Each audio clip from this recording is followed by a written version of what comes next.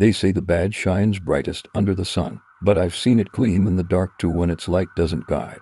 It blinds. When the siren's cry isn't a warning, it's a lure. Tonight, let me tell you of the guardians of the highway and the nights when the guardians became the ghosts. I remember the whispers that started on Interstate 15 about a young woman named Kara driving home under December moon that would never see her again. They said an officer stopped her. A man whose bed shone too clean, whose smile hid too much. By dawn, her car sat empty, and her body slept beneath a bridge where only the wind remembered her name. And when the same officer appeared on TV, his face scratched by the hands of truth, the whole city went cold.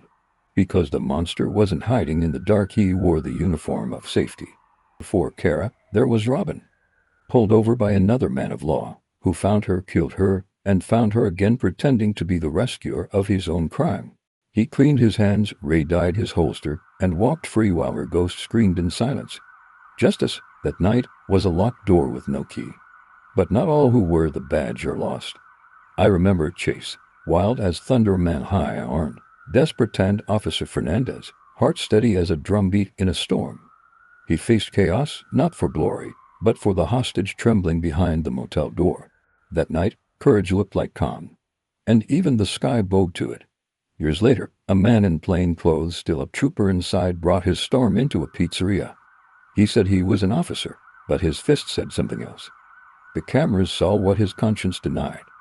And once again, the badge bent under the weight of rage.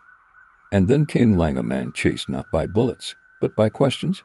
The officers caught the closing garage door, and the law caught its breath. The court spoke softly, but the world heard thunder. A home is not a highway, a badge is not a key. I've walked those roads. I've seen the blue lights flicker like false stars. Some led to salvation, some to graves.